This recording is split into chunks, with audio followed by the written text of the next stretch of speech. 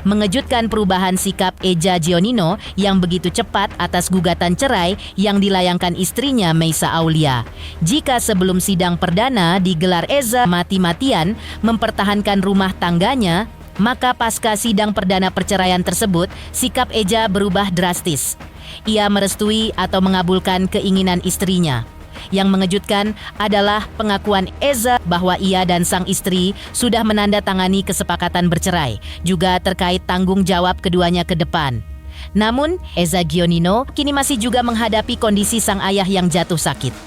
Ibarat sudah jatuh tertimpa tangga pula, namun bukan kekalutan yang dirasakan Eza, melainkan ia justeru memetik pelajaran luar biasa dari ayahnya. Pelajaran itu pun ia terapkan untuk ia praktekkan di hadapan anak-anaknya di tengah kondisi prahara rumah tangga saat ini. Tak hanya itu, perubahan sikap Eza Gionino, tak berubahnya sikap Meisa pun mendapat tanggapan dari seorang psikolog. Pemirsa, bersama Intens Investigasi kami hadirkan kabar terkini, terpercaya, dan teraktual. Tetapi sebelumnya, jangan lupa untuk like, subscribe, dan juga share channel YouTube ini.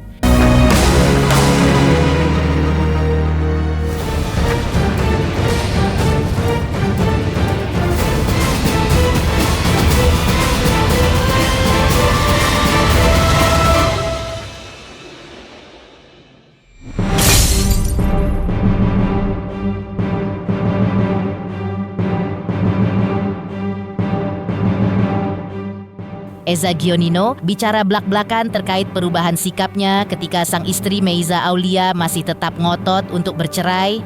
Ya, sebelum digelar sidang perdana atau pasca terungkap bahwa Meisa sang istri melayangkan gugatan cerai atas dirinya di Pengadilan Agama Cibinong, Kabupaten Bogor. Eza tampak mati-matian berusaha mempertahankan rumah tangganya. Namun sikap Eza Gionino berubah drastis pasca di sidang cerai perdana. Ajakan Eza Gionino untuk rujuk dan menyelamatkan rumah tangganya ditolak oleh sang istri. Eza dalam pengakuannya kemarin menyatakan bahwa dirinya sudah bertemu dengan sang istri. Menghadapi sikap Meisa yang tetap mau bercerai, Eza pun ingin baik-baik saja dan belajar untuk ikhlas serta legowo menurutinya. Karena setelah direnungkannya bahwa permintaan sang istri yang ingin tetap berpisah adalah sesuatu yang baik, karena itu akan diikuti atau diturutinya. Alasannya, ia tidak mau memaksakan kehendaknya kepada sang istri, karena apalah artinya hidup bersatu, tapi hidup tidak satu arah atau berbeda arah. Eza Gionino pun menyadari bahwa istrinya berhak untuk hidup bahagia dengan pilihannya, demikian juga dirinya. Namun, ia tetap berharap ke depan mereka tetap menjadi ayah dan ibu yang baik untuk anak-anak mereka. Eza pun melihat bahwa keputusan istrinya untuk bercerai mungkin sudah jalan dari Tuhan. Karena itu, Eza pun tidak akan mempersulit keputusan sang istri yang ingin bercerai darinya. Sudah bertemu. Intinya sekarang gini ya, gitu sekali lagi, saya pengen semuanya baik-baik saja. Dan saya sudah berusaha belajar ilmu. Ya memang yang namanya ilmu ikhlas itu tidak ada, tapi saya belajar untuk ikhlas. Saya sudah berusaha untuk menerima semuanya dengan insya Allah ya bismillah, saya legowo. Intinya gini, permintaan dia itu baik, saya ikuti kemauannya. Karena saya juga tidak mau ya memaksakan kehendak. Karena gini, kita tuh harus satu arah, tapi kalau misalnya berbeda arah mau bagaimana ya gitu. Jadi intinya gini, saya ingin semua orang itu bahagia ya gitu. Dia bahagia, dia berhak untuk bahagia. Dan sekarang juga saya sadari bahwa ya saya harus mencintai diri saya juga. Saya juga berhak untuk bahagia. Tapi kembali lagi di sini, ayo kita sama-sama untuk saling menjadi parenting yang baik untuk anak-anak sampai kapanpun ya gitu. Jadi saya tidak mau statement apapun yang seperti apa gitu. Yang jelas di sini saya mempermudah kamu kok ya gitu. Saya mempermudah sekali. Jadi semoga dengan keputusan kita ya sama-sama seperti ini, semoga memang ini memang udah jalan dari Allah juga, jalan dari Allah. Jadi sekali lagi saya tegaskan, saya tidak akan mempersulit kok ya, saya tidak akan mempersulit apapun sekarang gitu. Saya tidak akan mempersulit apapun itu. Jadi kalau kamu mau pisah ya sudah, oke baik, nggak apa-apa.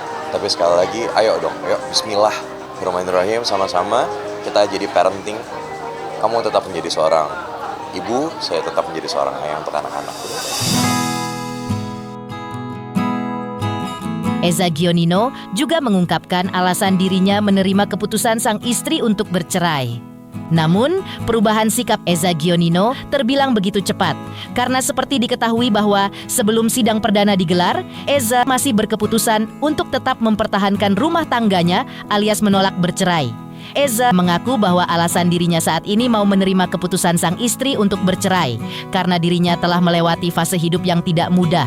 Dan ketika ia melihat bahwa keputusan sang istri sudah bulat untuk bercerai, maka langkah yang diambilnya adalah menyerahkan dan mengikhlaskan semua kenyataan ini kepada Tuhan.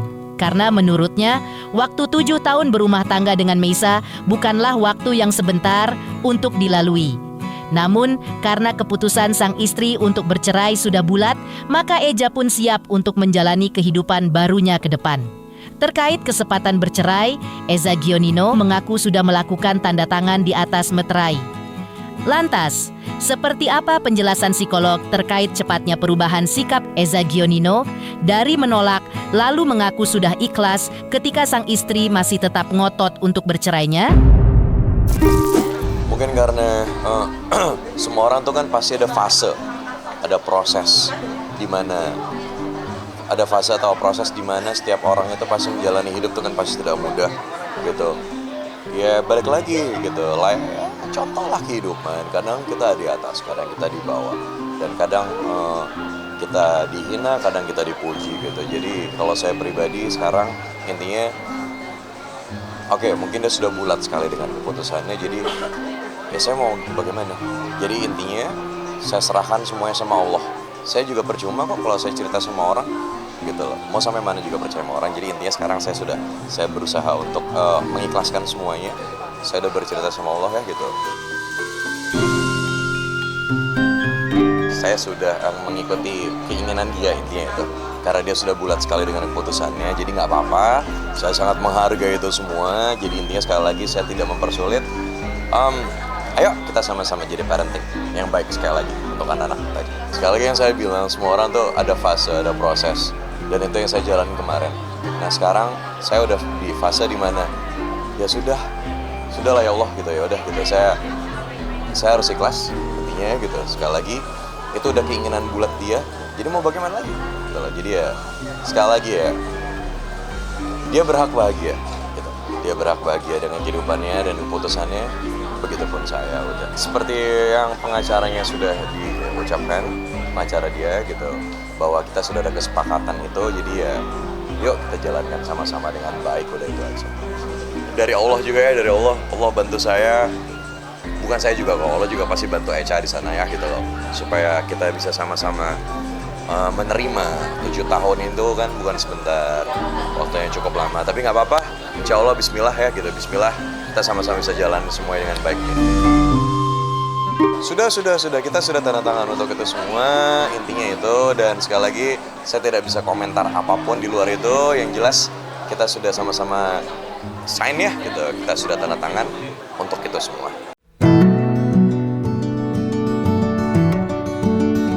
Ketika seseorang memutuskan untuk bercerai, menggugat cerai karena suatu hal yang dianggap salah, pasti kan ada penyebabnya. Nah, penyebabnya itu mungkin yang namanya kesalahan nggak akan bisa dihapuskan begitu saja. Apa yang sudah kita lakukan akan menimbulkan sebuah bekas di pasangan kita, yang mana sebaik apapun kita coba untuk perbaiki, yang berhak untuk memaafkan atau tidak itu ya dari mereka, dari sisi pasangannya. Kita nggak bisa memaksakan dengan pemikiran bahwa kita udah ngelakuin semuanya, udah memberikan semuanya, tapi kenapa nggak dia maafin juga? Karena memang yang berhak memberikan maaf dan mengikhlaskan kesalahan itu adalah dari si pasangannya. Kalau pasangannya belum siap, ya nggak bisa juga. Kalaupun dia bilang dia penuh dengan cinta, dia begitu cinta sama istrinya di persidangan, masalahnya pernikahan kan nggak hanya butuh cinta. Jadi pernikahan itu butuh kehadiran, butuh komitmen, butuh sifat yang dewasa dan sebagainya. Jadi ketika mereka melewati tahap-tahap fase dalam coba untuk menghadapi persidangan, saling menggugat, pasti kan mereka ada diskusi satu sama lain yang awalnya mungkin nggak terima. Dan sekarang pun juga masih di tahap tidak terima, tapi paling tidak cobalah untuk dipikirkan lagi. Jadi dalam artian kita coba untuk jalan masing-masing, untuk merenungkan apakah memang ini jalan yang memang kita mau untuk jalani ke depannya. Apakah ini yang memang terbaik untuk kita dan untuk anak-anak dan untuk orang-orang sekitar kita juga. Dan apakah memang ketika kita nggak hadir satu sama lain, rasa kangen itu akhirnya muncul. Kebutuhan satu sama lain akhirnya muncul. Dari situ kan kita baru bisa mempertimbangkan dengan jelas sebenarnya kehidupan seperti apa, keputusan seperti apa yang mau kita lakukan gitu. Mau kita ambil, apakah tetap berjalan atau tetap meneruskan perceraian gitu. Namanya manusia pasti bisa berubah juga, apalagi kalau melihat hati yang tulus dan sikap yang benar-benar tulus untuk berubah, untuk menjadi lebih baik, itu bisa meluluhkan hati seseorang dan bisa membuat seseorang akhirnya terbuka untuk memaafkan. Tapi balik lagi, itu bukan suatu teori yang mutlak. Jadi kalau misalnya memang si istrinya ini sudah tahu sifat suaminya seperti apa, mungkin ini sudah terjadi beberapa kali. Dalam artian setiap kali salah pasti akan ada love bombing dan dia nunjukin begitu berharganya si istrinya ini dan sebagainya. Tapi ternyata diulangin lagi, lalu berpola lagi, love bombing lagi, nunjukin berharga lagi dan sebagainya. Ya pada akhirnya mungkin bisa dikatakan istrinya bisa mati rasa juga ya, dalam artian oh ini mah suatu sikap yang aku tahu nggak akan permanen. Tapi kalau memang ini ditunjukkan secara tulus dan benar-benar dia tunjukkan 100% usaha dia untuk mempertahankan, bisa jadi istrinya pun akan luluh juga. Kita doakan saja yang terbaik, seperti itu. Di tengah proses perceraiannya saat ini, Eza mengaku masih tetap harus bekerja. Pertama, karena ia memiliki tanggung jawab sebagai seorang ayah yang harus menafkahi anak-anaknya. Selain itu, Eza Gionino menghadapi kenyataan bahwa sang ayah tercinta kini jatuh sakit dan tengah dirawat di rumah sakit karena gula darahnya melebihi yang sewajarnya. Kepada awak media kemarin, memperlihatkan video ayahnya tengah dirawat di rumah sakit dan ditangani oleh pihak dokter. Eza Gionino pun meyakini bahwa apa yang dirinya rasakan saat ini dengan kondisi digugat cerai sang istri, maka pasti dirasakan juga oleh sang ayah yang sedang dirawat di rumah sakit. Namun, Eza merasa kagum dengan ayahnya yang tampak begitu kuat, padahal ambang batas kadar gula darahnya sudah di luar batas wajar. Hal itu diyakini Eza lantaran sang ayah ingin menguatkan Eza Gionino yang tengah diselimuti masalah rumah tangga. Untuk sementara waktu ini, jujur saya masih benar-benar full kerja banget. Senin sampai Sabtu saya syuting, ya gitu. Jadi yang utama sekarang yang saya lakukan, kembali lagi, saya seorang ayah, saya harus bertanggung jawab sepenuhnya, gitu loh. Saya harus bekerja, intinya, ya lepas dari untuk diri saya sendiri juga ya. Dan ayah saya yang lagi sakit sekarang. Teman-teman semua tolong doain papa saya ya. Papa saya lagi sakit, jadi papa saya gulanya sampai 400 sekarang. Orang normal tuh kan hanya sampai 100. Papa di rumah sakit sekarang gulanya sampai 400. Jadi tolong mohon semuanya doanya untuk orang tua saya. Karena yang saya punya sekarang cuma papa saya gitu. Masih dalam pantauan dokter gitu. Jadi masih dalam pantauan dokter. Tapi mau bagaimanapun life must go on, saya tetap harus kayak gitu. Saya sebagai laki-laki tetap saya harus bekerja, saya tetap jalankan ini juga.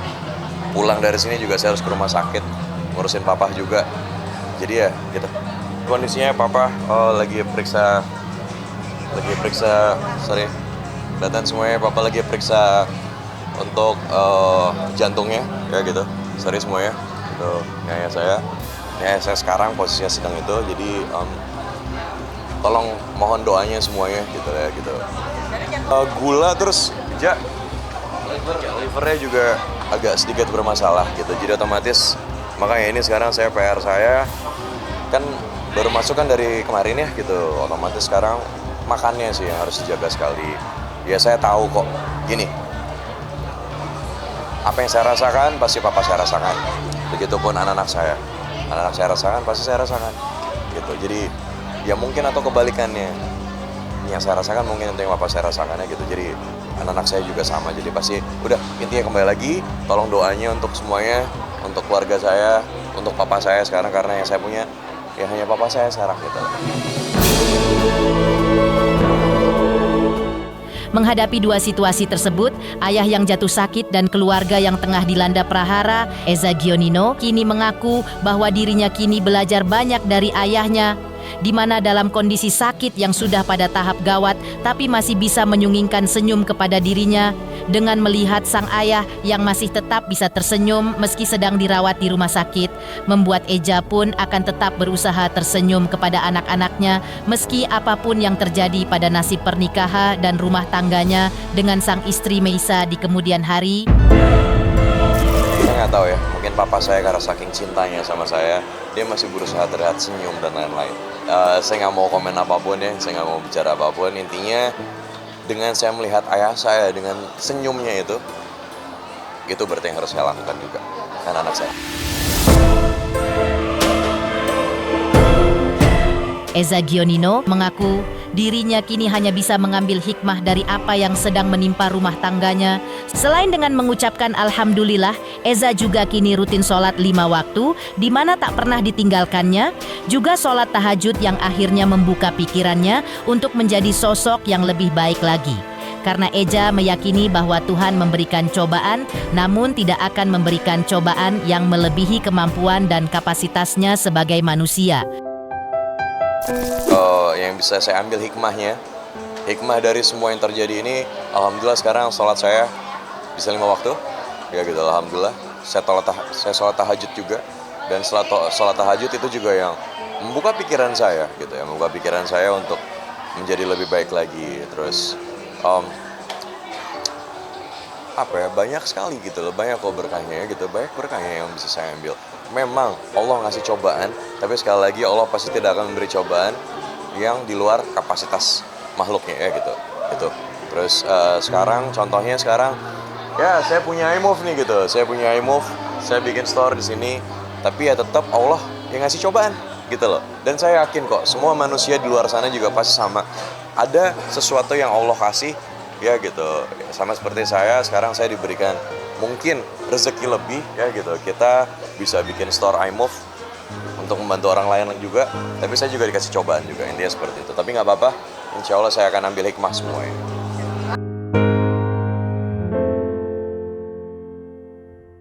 Mengejutkan respon Eza Gionino ketika sang istri tetap menolak ajakan untuk kembali rujuk. Lantas, seperti apa pula yang dilakukan istri Eza Gionino di persidangan perdana perceraian mereka di Pengadilan Agama Cibinong baru-baru ini?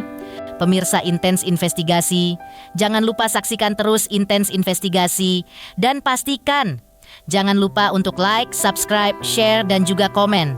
Tim redaksi Intens Investigasi juga mengucapkan banyak terima kasih kepada semua subscribers hingga channel Intens Investigasi kini menuju 4 juta subscribers.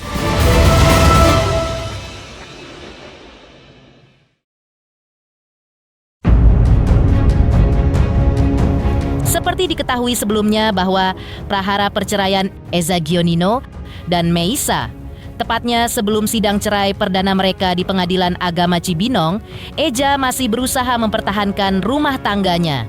Namun, sikap Eja tersebut berhadapan dengan sikap Meisa yang kebalikannya, yaitu masih bersikukuh untuk bercerai.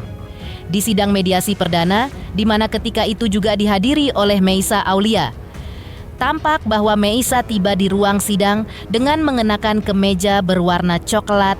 Tergurat tak ada keraguan di wajah Meisa Aulia. Ia terlihat tegar melewati proses perceraiannya dengan Eza Gionino.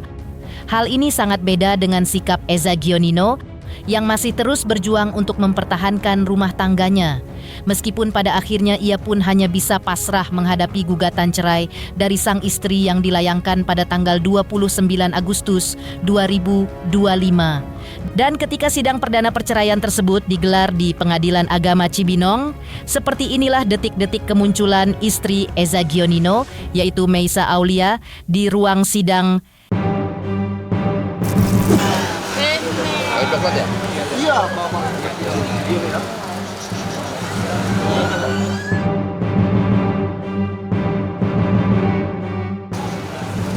Meza, nengok dikit ya, tetap. Mau rujuk juga nih kayaknya perdamaian gimana kayaknya? Doain aja, kita lihat hasil mediasi hari ini. sidang perdana itu pun, Eza Gionino dan Meisa Aulia menjalani proses mediasi. Momen ini sekaligus menandai babak baru dalam kisah rumah tangga mereka yang terus menjadi sorotan publik belakangan ini. Proses persidangan mediasi berlangsung cukup alot dari pukul 11 hingga jam 1 siang. Menurut kuasa hukum Meisa, sidang cerai perdana Eja dan Meisa tersebut sudah mencapai kesepakatan untuk bercerai. Meisa mantap ingin berpisah dari suami yang sudah 7 tahun hidup berumah tangga dengannya. Sementara Eza Gionino tetap inginkan rumah tangganya utuh seperti sebelumnya.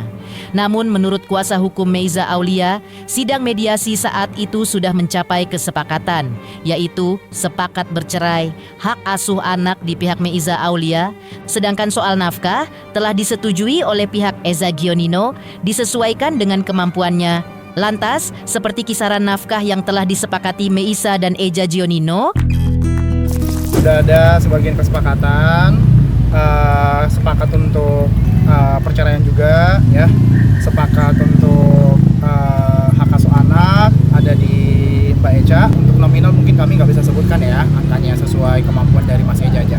Jadi memang untuk hak asuh anak ada di klien kami, tapi untuk akses ketemu dengan anak itu nggak ada waktu, batasan dan yang lain itu nggak ada. Jadi memang pada intinya dari sisi Mbak Eja tetap kooperatif gitu, bahwa anak-anak juga harus butuh yang namanya figur seorang ayah. Satu lagi Ida juga ada kesepakatan tadi dari kemampuan Mas Eja, dan klien kami juga tidak keberatan akan itu. Nominalnya ada puluhan juta? Ya. Untuk waktu 1 bulan kemarin ini Mas Eja mengaku belum bertemu anak, mungkin apa sih Mas alasannya? Ya, seperti yang pernah kami sampaikan ya rekan-rekan media semua, bahwa karena klien kami masih butuh ruang, waktu, dan memang komunikasi dengan Mas Eja kan terbatas, dan semua kan melalui pengacara gitu, sehingga memang untuk komunikasi dengan anak selama 1 bulan memang di hold dulu sambil mengikuti proses yang berlangsung. mengejutkan yang dilakukan istri Eza Gionino di persidangan perdana perceraian mereka. Lantas, seperti apa pula pernyataan istri Eza yang mengungkap sudah tidak ada kecocokan lagi di antara mereka hingga memutuskan menggugat cerai. Pemirsa Intens Investigasi, jangan lupa saksikan terus Intens Investigasi, dan pastikan jangan lupa untuk like, subscribe, share, dan juga komen.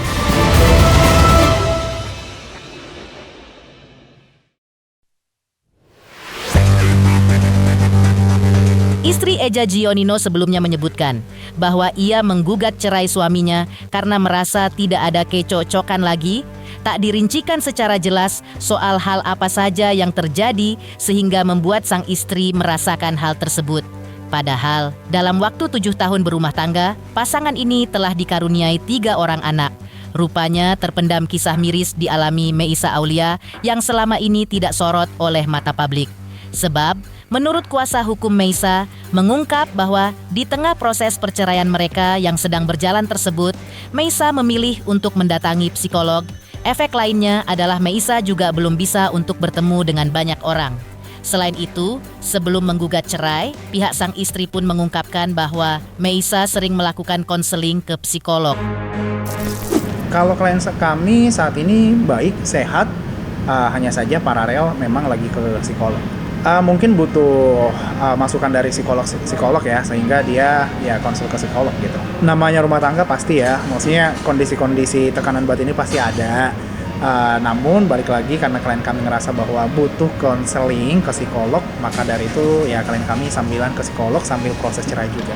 Kita tunggu nanti diagnosa dari psikolognya aja. Tidak ada sih, tidak ada pesan apapun.